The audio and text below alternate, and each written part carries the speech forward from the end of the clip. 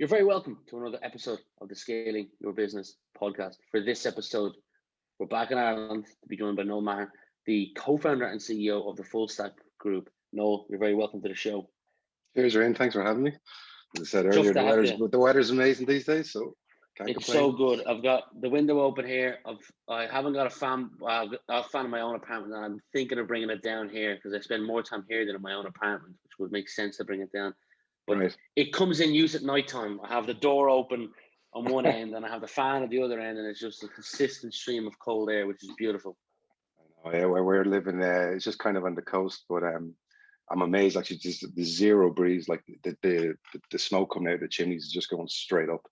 It's like there's no breeze, there's no air, but I'm not complaining. It's better Nice. than the weather we had a while ago. So yeah, I'm jealous that you live on the coast. I'm actually my girlfriend's asked me about an hour ago, do you want to go to Bray this evening for fish and chips? So I'm looking forward to going out there for a walk. very good. I'm just out in Ratoath near Ashburn, if you've ever Oh yeah, before. know it well. Yeah, I grew up around the lake, so Oh, know nice. it well. Nice, yeah. I've grown up here my whole life. I've lived abroad twice, but I've been here my whole life. I now live on the other side of the village from my parents, so I ventured about a kilometre away at the moment. Right. Yeah. Anywho, you said you grew up in Duleek, so let's start there.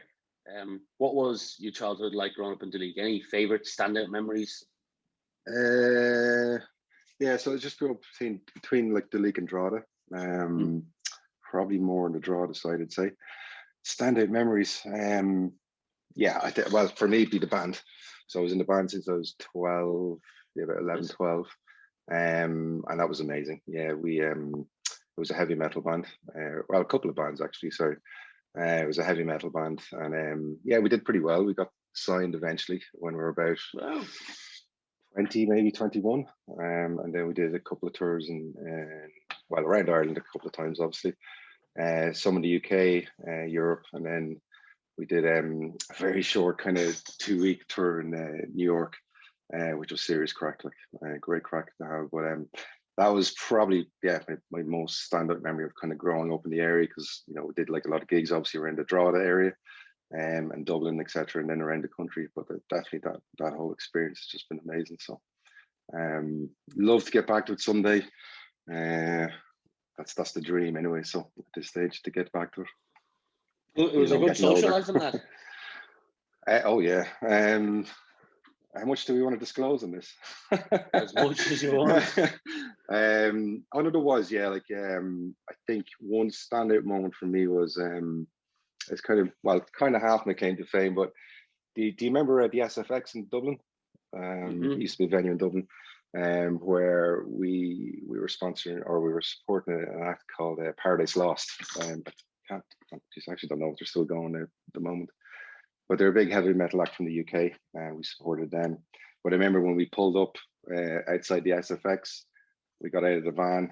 There was loads of people queuing up, and it was the first time I got asked to sign someone on the back of them, if you know what I mean. Yeah. And I was only 16. So I remember, I think it was just 2 weeks or 3 weeks before my leaving cert. And I remember my mother wasn't really impressed at all in terms of, why was I doing this right before the leaving cert, and, out gallivanting, etc. But it was one hell of an experience to do, so it was great. What's the record behind you? It's fake. So it's a wedding present from my brother. So basically, nice. It's the company who actually make the platinum discs. Okay. I think they're based. Well, I think they're based in Limerick. I think anyway. And basically, we've got album. We kind of did a couple of albums over the years, and he took the album covers and put them into the frames of the different bands that we had throughout the years. And then then there's a little review at the bottom then from Tony Clayton Lee. I don't know if you ever heard of him. Kind of a music critic anyway. So my brother got that done up because he knows him. And I put it into a frame and a nice present, and yeah, absolutely loved it when he gave it to me. So that's pretty cool. What? Yeah, I was gonna say, what was the name of your band? So the main one that we did was called a band called Scavenger. That's the one that got signed. That band. We had other bands like The Sworder and DST and Sydney Parade and a couple of other bands. But Scavenger was the one that mainly got us going around Europe and stuff like that. So. So it's a pure heavy metal band. And you hope one day to get the lads back together to do well, something again? we randomly, so like I'm big into audio production. So our singer, well, we kind of all live kind of separated at the moment. But like myself and the singer would we'd be on the phone a lot in terms of just talking about ideas and kind of cool things going on. And we would kind of swap ideas back and forth, like just digitally, kind of, I'd send him kind of music and he would kind of put lyrics and melodies to that. And then we kind of mix that together and stuff like that. So that's what we do right now. But a dream would be to have a studio and actually kind of go at it. Like, I love the creation process of it, in terms of, basically creating something from you that you want to hear. And that's just been the favorite base. Like, the gigging is great as well. It's just a different experience. But the creating part is amazing as well. And that's really, really big into that. I bumped into a guy who was he was from Kerry. I think the band was Swedish or no. I think they were from Norway, some heavy metal band from Norway, but he was from Kerry. And I was in Eindhoven in Holland, which is actually subsequently where I was talking to you before and going out in 2 weeks' time. And I was sitting in an Irish bar and he was sitting there. We just got chatting and I found that he was from this band. And I was asking him what life is like in the band. And he was just like, he was like, oh, what city am I in at the moment? He had no clue what's like, because he just jumps from city to city to city, and then he just goes to find the Irish bar, has a couple of points, reads the news, looks at his phone, and then goes and plays and does the same thing the next day. That must be some cool life if you're in your, late 20s, early 30s, and you've not got many responsibilities, just drinking beer in the evening. It was, yeah. Like, we stayed in like basements of the clubs in the UK. Like, that was great. And like, you're up till whatever 4 or 5 in the morning, and then you're getting back into the van at about, and like, sometimes when I mean van, like, you're literally getting into the back of the van, sitting on an amp, and then you get on to the next place, and then having a bit of lunch, and then kind of getting ready for a sound check and stuff like that. But I think the beer didn't help, obviously, over time, in terms of it's just your concentration, because like, we would have been quite fussy in terms of performance, so we always wanted to kind of bring our A game. And I think when we overdid it on nights like that, like, then you just didn't bring your A game. So like, that would have been a great thing. But I think, like, one thing we would have done, and I actually bring this a lot to on the professional side as well, is when we actually used to play songs, to people in different cities, we'd really actually think about what we're doing, and we just test, a particular way that we're actually performing it, or what way we'd introduce a song, or particular different types of set lists, and we test them just to see the reaction. But we'd gauge reaction, like, we'd all kind of mentally learn that reaction during that gig, and then we pretty much review it, like, that night. I know it sounds quite like, God, doesn't sound very cool or band like or whatever that, but it was really important, because your next show, then it's like, right, we don't do it like this, we change the intro like this, and we do a chanting part in the middle. But once you got that engagement with people, your performance is better, because you feel more confident and better, and people are more engaged. And it was, that's the first time, I really experienced test and learn, essentially, which, that's what I learned from that. And it's just that iterative approach, that I can see the similarities between that and the professional side of things. But that was a key thing that we used to do. Well, audience matters big time, and it sounds like you took that into consideration. Do you mind me asking, were you working at, I might pronounce it wrong, More or MOR Solutions as a web developer at the same time, or was this the next chapter in your life? No, I was always working. Juggling the two balls at the one time. Yeah, I was working in More, which was a small kind of digital agency that my sister started up, and I joined her when it was just herself. Did that for about 7 years. So yeah, was doing the band at the same time, and then likewise when I moved to Paddy Power, doing that was a harder juggle, because the job was a bit more intense. But yeah, I was always working at the same time as I was doing the band. So got to keep the money coming in, because there's no money coming in from the band anyway, I can tell you that. Wow, fair play to you. On the business side of things, I see you spent 4 years at More as the web developer, then 6 years at Paddy Power, and I'm reading from my screen, as a web developer manager, and then 3 years at Pernod Ricard as a digital solutions manager, and finally 6.5 years Hostelworld, the final 2.5 of them as a CTO.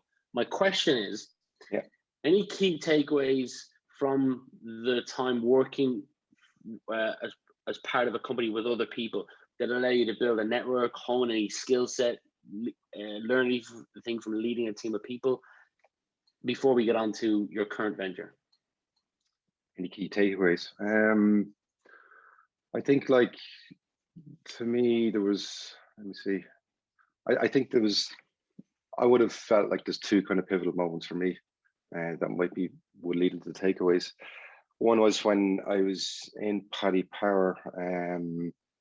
Like Paddy Power, like my experience there was amazing. When I joined, there was like 18 people in technology, like 18 people. Right now, there's, I think there's about 4,000 or 5,000. So it was at the very, online was really kicking off in Paddy Power. That was back in when I joined in 2004. And I think it was 2005. My boss at the time then, promoted me to web development manager. And that web development manager would be a manager of two, so me and another guy. So, it wasn't exactly, managing a big team. But the plan was to scale up the web development function within Paddy Power. I think it was about 10 people. So it was the first time me as a manager, first time I had to go out and actually build a team. I had hired before, but never to kind of build a team that was actually part of my function essentially. And that was a pivotal moment for me because I had a huge amount to learn straight away. In terms of, well, one, managing people. I'd never really done it before.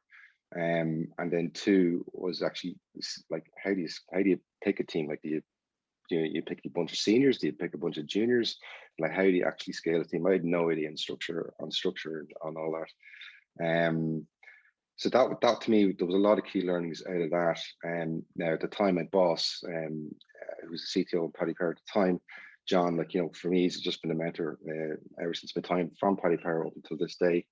And he helped me through it. But I've always found his particular strengths was, I never found him as more of a technical kind of boss, in terms of your typical kind of maybe CTO position. He was great at the people aspect. And he really taught me that that people aspect in terms of how you interview and how you hire.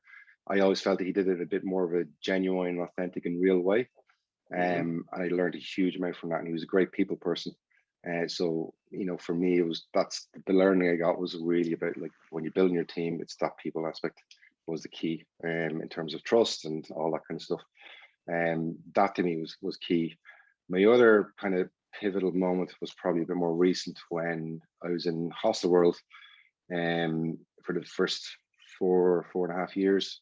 And then I became CTO then for, as you said, the last 2.5 years. That changed from, I was head of engineering for 4 years and then became CTO. That changed for me, that step up. Again, was a pivotal moment in terms of, huge amount of learnings. Like, I'd be completely honest, like, did they do a great job? No, it was my first time, being the CTO. And the one thing I'm just so happy about is I made a lot of mistakes, but one thing I'm very, very good at is remembering those mistakes and learning from them. And that's what I really, appreciate and take away from that aspect. So it's kind of like, the pressure, like there was a lot of pressure in the job because it's a CTO of a public company.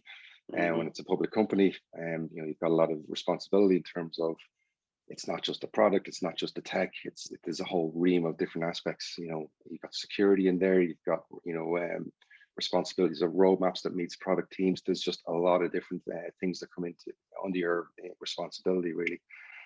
And I think, for me, it was like another level of that delegation and responsibility and having the right team around you. Again, it's the same learning, but it's trying to get the right team around you. Is one of the key learnings I got, again, just at a different level. But that to me was a huge moment. So look, it's probably cliche, like what it is, all right, having the right people around you, to help you do a great job. You're bringing them along, and build up that trust with the team. You made two big leaps in your career over probably a decade and a half, from individual contributor to manager, and then from manager to C-suite. And what you said to me is that two things stand out: delegation and people. So safe to say that understanding people and how they like to be communicated to and managed is vitally important when you, and if you take that leap either from IC to manager and manager to C-suite. And kudos to you that you've recognized that you've made mistakes, but also that you can use those mistakes to level up and continue to learn and adapt. And I'm sure that's going to help you in your current venture, which I had a look at it. I don't know if it's called Full Stack Group, but there was another name and I went onto the LinkedIn page. So apologies if I've got it wrong. But to me, you started this in January 2021 as well. So hats off to you on that one. That can't have been easy. But I might have got this wrong, but it looks like, and you can explain to the listeners what it is, like the LinkedIn for software engineers.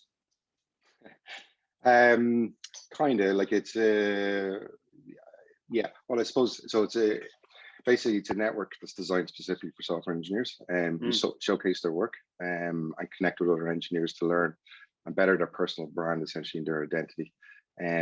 We also have teams and companies that come onto the network and showcase their projects and the kind of technology that they work with.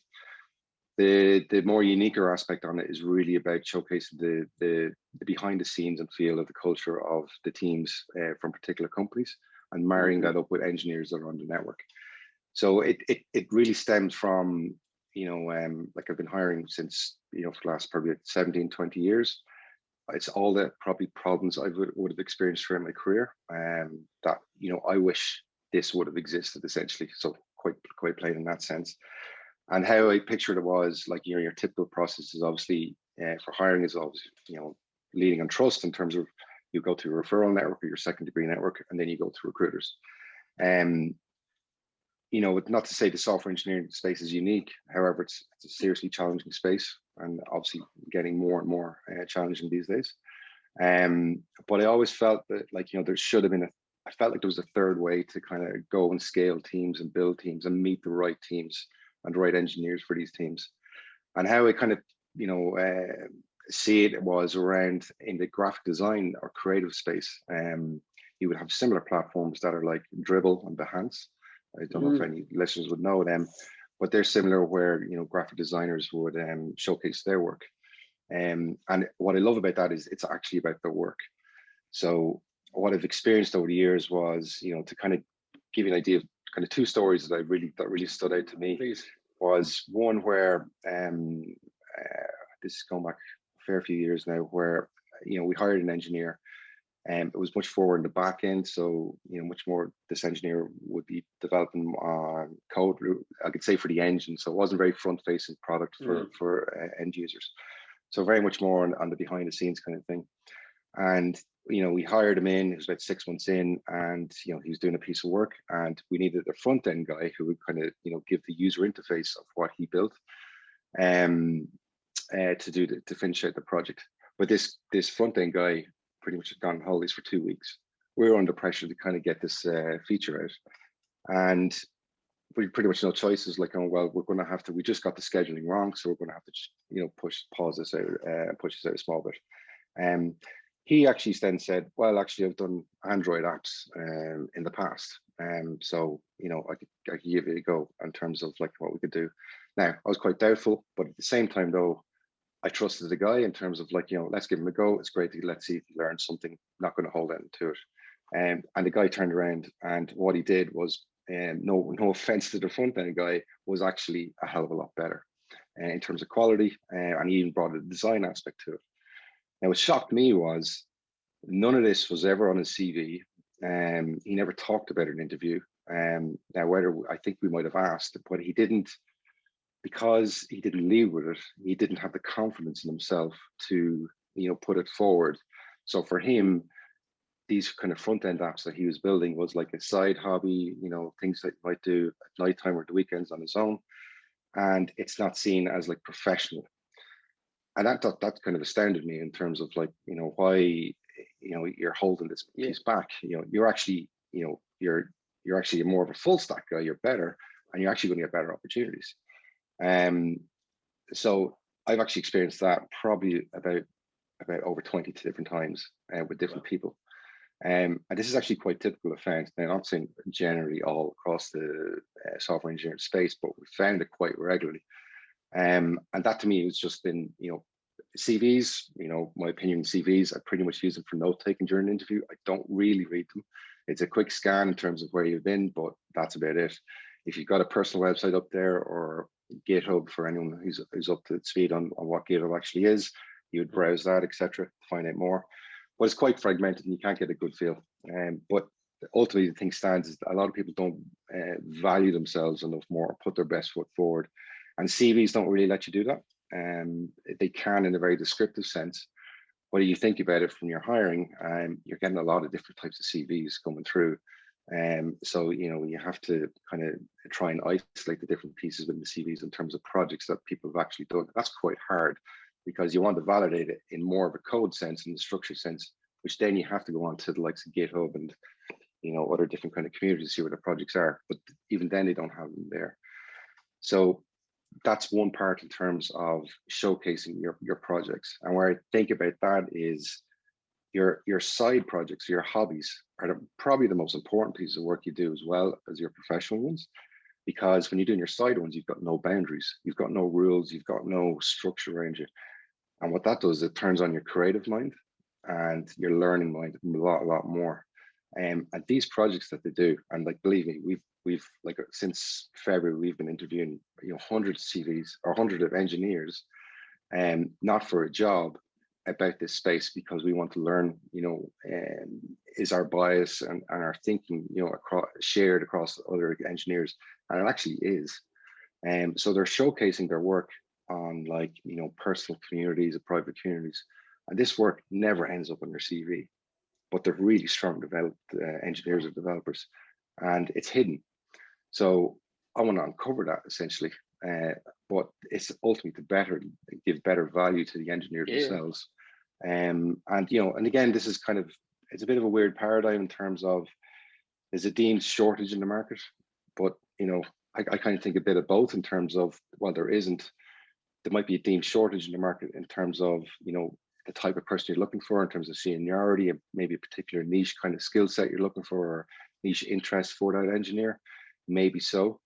But a lot of these engineers get overlooked in the process. I think them not putting their best foot forward is actually one of the pieces in the puzzle. Now, on the other side, though, is what I would have experienced in Paddy and Hostelworld is, I think when I first joined Hostelworld, I was probably in there about a week, and I hope I'm not going to paint the place in a bad way, but this is back in 2014. When I first joined, the external rep of Hostelworld from a software engineer perspective wasn't good, and the rep wasn't great.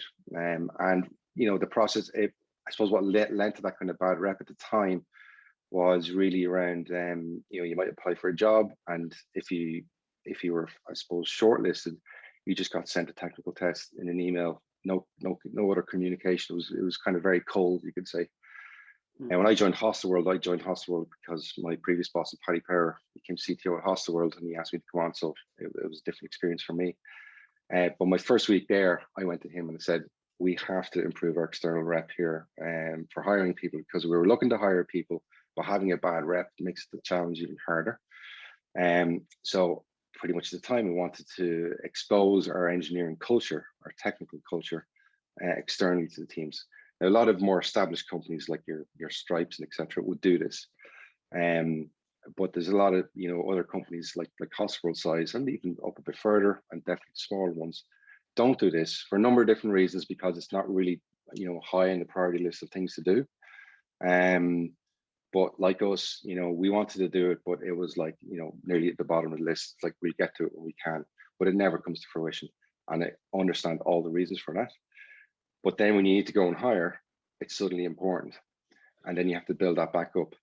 And again, that's all understandable. But for me, the problem there is not this always on culture in terms of this is what we do from a technical perspective, an engineering perspective, this is the capabilities we have.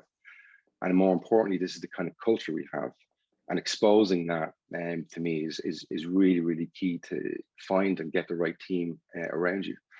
And I remember when we were in Hostelworld, we we went out to find a different office in a couple of different countries. We eventually landed in Porto over in Portugal, but we had to go from cold again. So if you put yourself in my shoes at the time, the question or the ask was go hire 50 to 70 engineers and build a team in Porto in the space of 9 months. So that's a very tall order to do from cold. And if you say people at the hostel world, it's like, you know, you sell hostels or, you know, to engineers, they mightn't get it unless they use it, obviously. And that's hard. And so it's a travel company. So it's hard to kind of get that exposure out. And in another similar kind of vein, yes, I worked for Pernod Ricard, which is a drinks company. Had a great time there for 3 years. And I pretty much was just a lot of traveling in that job. It was brilliant. But again, I got referred to join that place first as a consultant, and then I joined full-time to build up a small digital team within there. But within that, there's a company that you would never think would have technology as in terms of a tech team.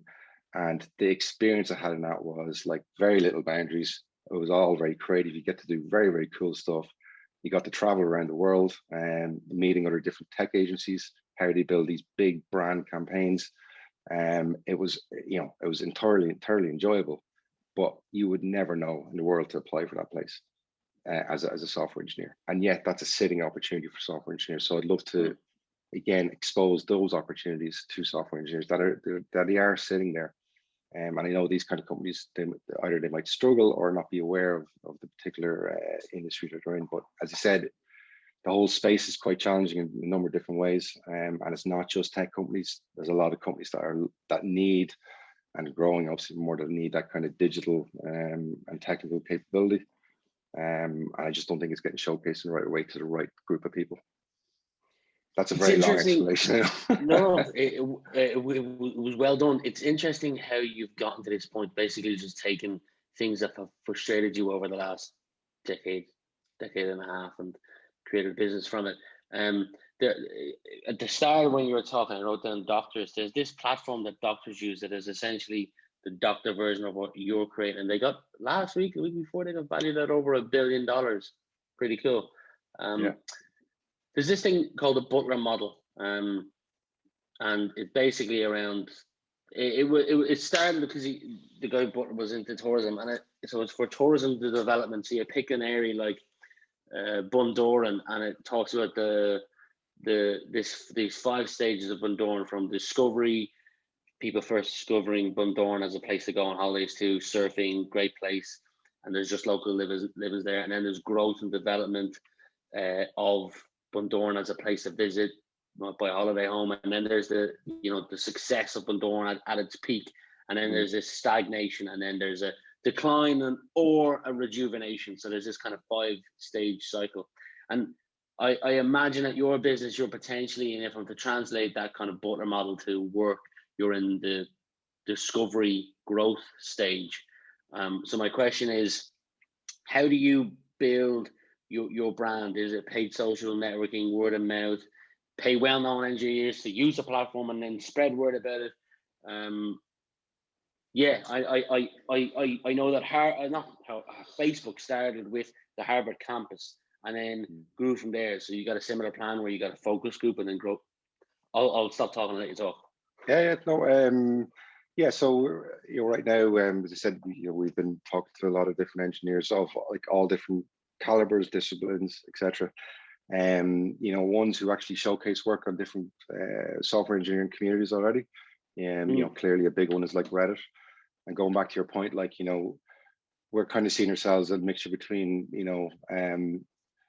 it's like less like the LinkedIn, the experience I see on LinkedIn from a software engineer perspective, because the market's so challenging. I'll say it, like the recruitment spam on it is just so high at the moment. And there's a lot of noise in the place. And, there's a lot of because we're building a network that's more specifically niche for the audience, and we can just go a lot deeper in terms of the actual technicalities in it. So you could say the connection aspect is more in the LinkedIn piece, but the sharing and projects and learning from each other is much more of a community aspect. So that will bring in more the Reddit instance, and then the showcasing brings in more the Dribble instance. So we're kind of like a LinkedIn meets Reddit meets Dribble.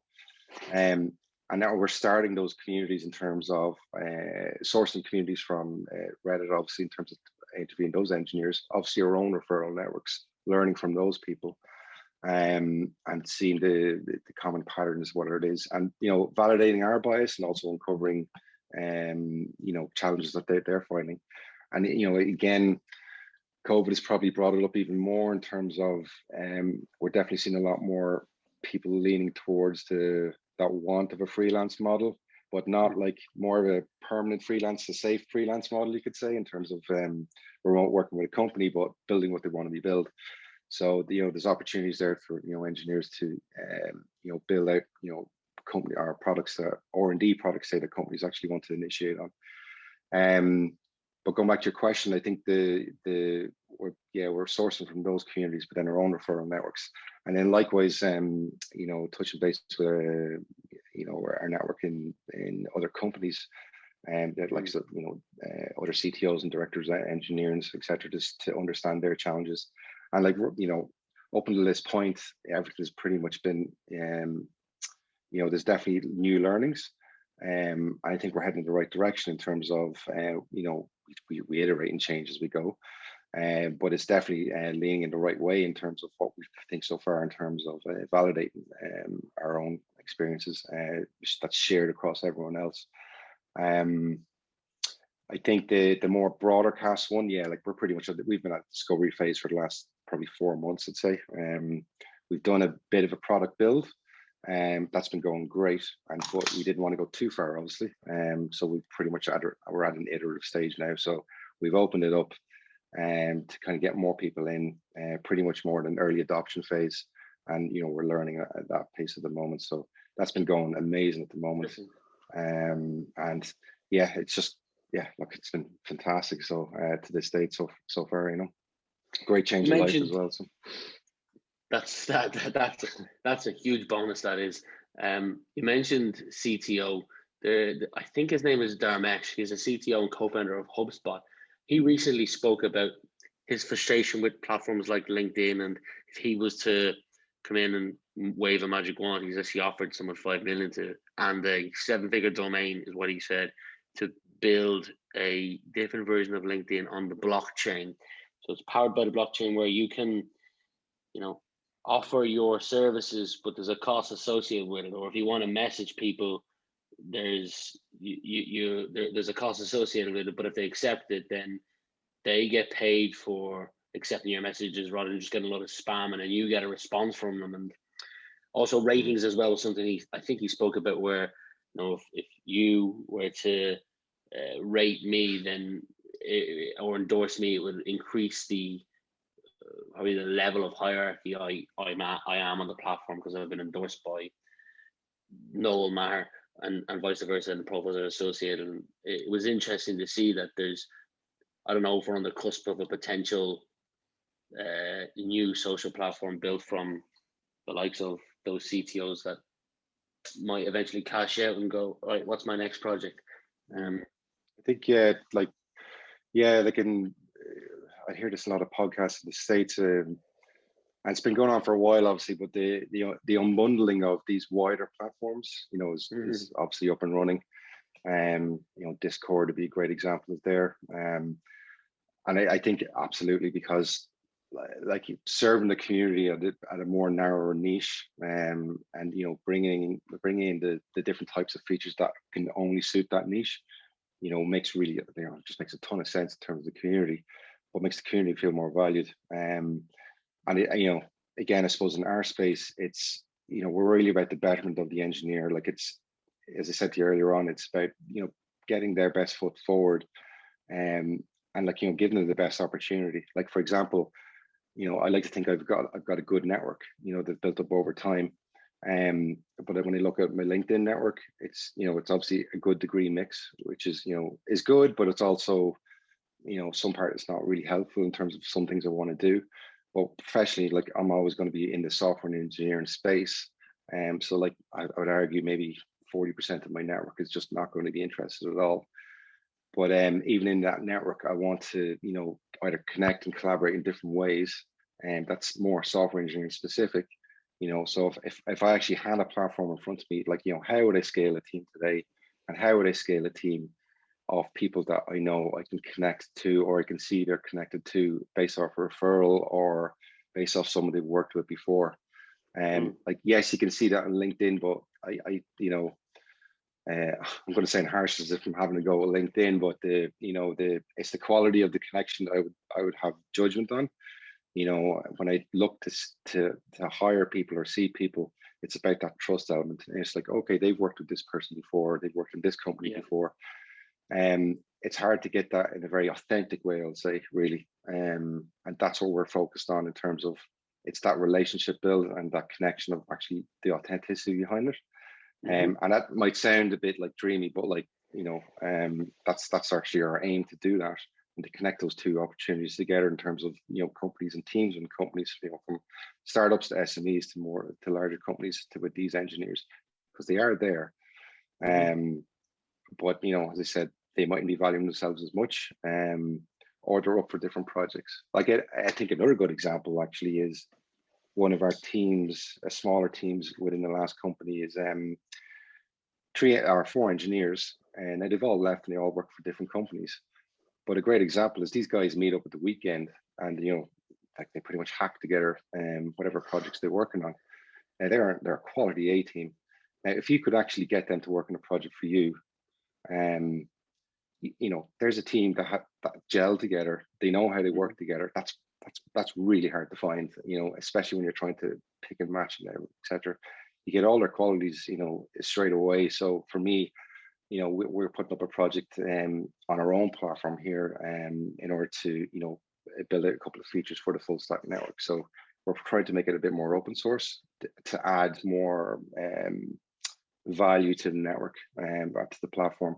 But we want these teams of people to build it for us, to put that proof in the pudding, you could say, that this actually, this model would actually work. So yeah, so looking forward to that. Smart.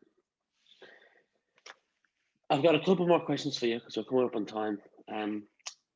For our American listeners, what I'm about to reference is high school. For our Irish and UK listeners, secondary school.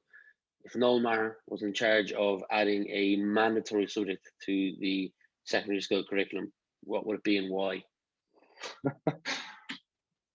Wow, that's okay. I think, well, this is not really. It's not really a course. I actually don't know if they cover it in English. So I do a bit of mentoring, but a lot of the things that come up, I would say a lot in those mentoring sessions was, it probably sounds a bit stupid, but I would actually, an email writing course. And basically a couple of years ago, I got asked to go on, or probably back in, it was actually my early stages of Paddy Power. I got put on an email writing course. I said, oh, fuck, you're having a laugh. It's like, what the hell is that about? It's probably the best course I've ever done in my life. It was just a week long, but what that really taught was, in terms of how you actually communicate an email, but it actually made you think clearly in terms of getting your message across. So, for example, if you're writing an email to someone else, you want to make sure that if you get a reply back, that reply should be all clear, understood. So it can't just be this back and forth, and you probably see hundreds of emails getting people bouncing back and forth in terms of whether clarity or what time it is, blah blah blah blah blah. That course to me has been pivotal, because it actually helped me then how to approach meetings, how to actually think in meetings, observe the room, all that kind of thing was involved in the course. So in one way, I'd nearly say like the course was labeled wrong, because it taught you about all these other different techniques. But I found it absolutely invaluable. So whether it's a course for Leaving Cert, I don't know, maybe you can extend it to the English part. I'm not too sure. Maybe they cover this in English. I've actually no idea. But for me, it'd be that. Obviously coding. Yeah, I'm actually out of touch with the whole Leaving Cert piece, but I don't know if there's a whole coding element to the thing. Okay, but I think that to me is a necessity. For a number of different reasons, your the creativity that it can bring to you. I would have seen this in Coder Dojo camps that you do for kids. It really unlocks their brains. Just getting more of that unlocking your brain and creativity piece, I think, is key. There's probably Yeah, more responsible projects or courses that people should do or leave it circle. We had to be more you're in not that space. you're not the first person to say that. There's a number of people who've been on recently that have said coding. Coding has come up a lot. I'd say out of the last 10 guests that I've asked, 6 of them, and not all of them are technical people, but they reference some form of that or communication, understanding people. Final question for you. I'd like you to imagine we're talking as if it's now the year 2030 and you're looking back on the last decade. Choose to answer this personally, professionally, a combination of both. What would you hope, if we're talking now in 2030, what would you hope or like to be looking back on? I suppose, yeah, professionally, obviously, I would love to see this network and community strive. Like hearing from engineers that what's made them better. That way, I would hear back in mentoring as well. I love that feeling. So just that means a lot to me. That actually just feels good. And I suppose been a way to kind of facilitate opportunities and connections with people. I would love that, and obviously the company be doing really well. And actually just a happy company. Like, we're a happy team at the moment. We're only a small team of 7. But like, we're having great fun, but we're serious about what we do. So I just love that to progress even more, and then get on to do the other things that we're really looking to do within the full stack. And then obviously personally, have a healthy family and a happy family. I have 3 kids. They're 1, 3, and 5. Thank God they're out of the house today. So otherwise you would not hear me clearly on the pod. Yeah, for them to be happy, and myself and my wife as well to be all happy there. So nothing to and to have a recording studio, most important. Nice. Epic. With a bar. I like it. Well, Noel, it's been a pleasure spending the last 45, 50 minutes getting to know you a little more and talking to you. Thanks for being my guest today, and wish you continued success both personally and professionally. Thank you, Rian. Great to have you here, and thanks a lot.